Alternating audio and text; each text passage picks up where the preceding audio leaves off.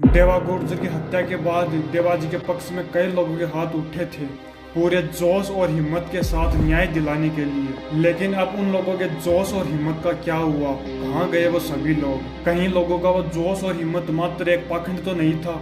कहीं ऐसा तो नहीं है कि देवा गुर्जर को इस जन्म में न्याय मिले ही ना? चलिए देखते हैं इन सभी बातों को विस्तार पूर्वक।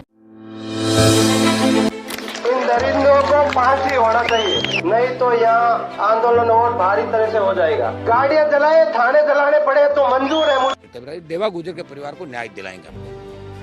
ये है नागौर जिले का रहने वाला गैंगस्टर रॉकी गुर्जर, जिसका चेहरा शायद आप लोग अच्छी तरह से पहचानते होंगे और आप लोगों को रॉकी गुर्जर की ये बातें भी याद होगी गुर्जर समाज के सामने कि मैं देवा गुर्जर को किसी भी कीमत और किसी भी हाल में न्याय दिलवाऊंगा, चाहे फिर मुझे कुछ भी क्यों ना करना पड़े। यदि कानून हत्यारों को फांसी की सजा नहीं देगा तो मैं खुद अपने इन हाथों से न्याय करूंगा। लेकिन आज रॉकी गुर्जर को शायद ये भी याद नहीं होगा कि मैंने क्या कहा था। अब जरा इस चेहरे को देखिए जिसको गुर्जर समाज में कौन नहीं जानता।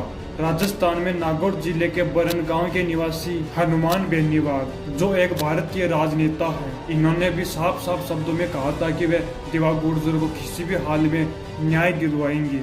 लेकिन कहीं ना कहीं इन्होंने भी कोशिश नहीं की है देवाजी को न्याय दिलवाने के लिए। यदि हनुमान बेनीवाल जी देवा गुर्जर को न्याय दिलाने की कोशिश करे तो न्याय मिलने की बहुत अधिक संभावना है, क्योंकि इनके पास एक अच्छी खासी पावर है। ये भारतीय जनता पार्टी के सदस्य हैं और इनको जाटों का अध्यक्ष भी कहा जाता है। और इन बातों का मतलब है कि हनुमान बेनीवाल जी के पास इतनी शक्ति है कि ये यदि कोशिश करे तो देवा गुर्जर को न्याय दिलवा सकते हैं। लेकिन बेनीवाल जी तो किसी और ही दिशा में चल रहे हैं। मुझे तो बेनीवाल जी से उम्मीद नहीं है कि वे देवाजी को न्याय दिलाने के लिए अब कोई कोशिश करेंगे। और रही बात रॉकी गुर्जर की, तो रॉकी गुर्जर देवाजी का एक अच्छा खासा दोस्त था और दोनों साथ रहते थे।